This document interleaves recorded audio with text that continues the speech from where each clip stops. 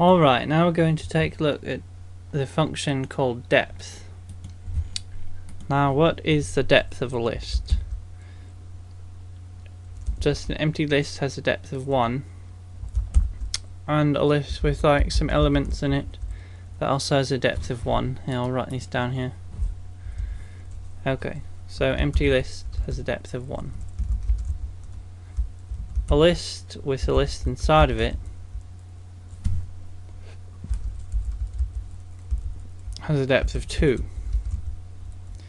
A list with a list with a list inside of it, a list with a list inside of it that also has a list inside of it, like that, has a depth of 3, and so on. It just counts the maximum layers of lists that you've got. So this is like either an empty list or a flat list, and then we've got just like a symbol by itself that has a depth of 0. It's not even really a list. Okay, so let's define a function called depth. Define depth lambda ls. Okay, so we've got our base cases up there. Cond not list ls. Oops. Then we're just going to return 0. Alright, so if it's a list, if it's an empty list, let's say if it's just a flat list, how are we going to know when to return 1? We'll have to go through and check each one of these things and make sure there's no lists within there.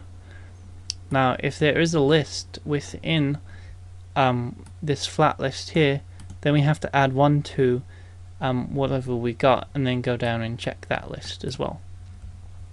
And if we check that list and it's got a list within that, then we add another 1, and until we get to just an empty list. So we'll just make the second base case an empty list. Null ls,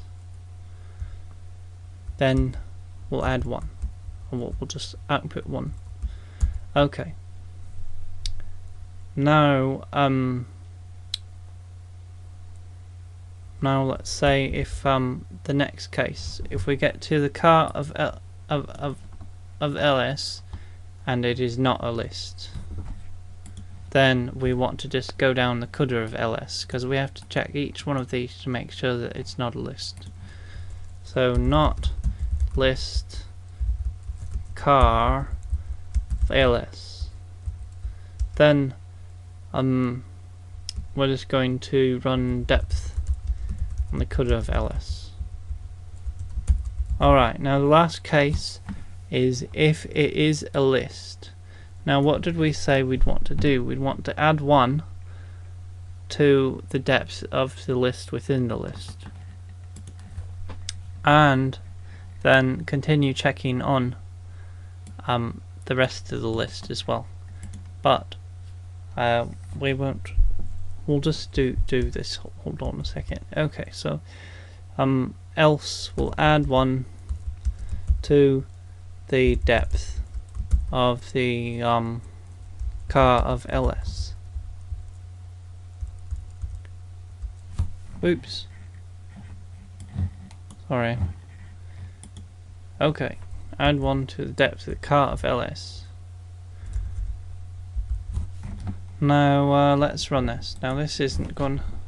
Oh, alright, yes, let's delete those little things. Okay, so this will work in some cases, but not in all of them. And I'll tell you what. So A, B, C, it ought to work on a flat list. Depth A, yes, that's fine. Depth A, B, C. Yes, that works. But what about this? Depth A, B, C, D, E. No, see, it doesn't work because we've got here, it just adds 1 to the depth of the car of ls once it finds it's a list. So it finds that's a list, then it adds 1 to the depth of this, and the depth of this list is 1, and it doesn't go on and check the rest of this. So suppose you want to check the rest of this. Can we just add 1 to the depth of that plus the depth of this? Well, we can't do that because the depth of this is going to be what? It's going to be 1, 2, 3. So then we'll get a depth of 1. We'll get this would be the 2. So we'll get like a depth of 5 or something like that. So I'll just show you. Depth coulda ls. Going to get, and we'll copy this. I think it's going to be 5. 7. Oh, well, it was quite a lot. Alright. Oh yes, it just keeps getting bigger and bigger. Okay, so we can't do that. We only want, this should just return a depth of 3. So this will be so we're checking the depth of this, adding 1 to it, and then we want to check the rest of this, the depth of the rest of the list, and we want to see which one's biggest. Whichever one's deepest we want to return, but we don't want to add the two together, otherwise we're going to get a big false result. So in order to do that, we'll just get rid of this. We can use the max function. We'll return the maximum of either 1 plus the depth of the cart of ls, which will be this, or the depth of the coulda of ls. So it's going to run both of these, and then whichever one's bigger it will return.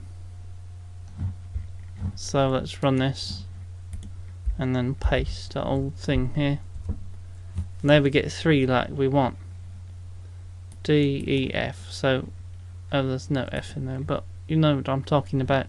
Alright, now we're going to define another procedure called flatten, and it's really pretty an easy one. We're just going to, let's see, so flatten A, B, C, D will just give us the list A, B, C, D. And I'm just going to do this very quickly because after you've done others this is quite easy. Define flatten. Okay, so we're still going to have to go down each list and check it, but we're just consing it all into one big list. So we'll do lambda ls, and what's the base case?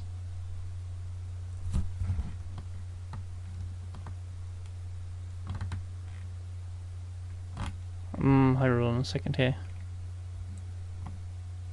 Well, never mind, we're not going to do this one.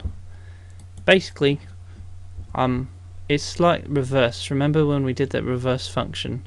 We just used append a whole lot, and we flattened it out that way. Alright, you can do that on exercise. Just look at the last video where we did reverse star, but you basically just don't reverse it, so it's sort of a little redundant, so I'm not going to go over it. Plus I'm almost out of time on this 10-minute segment.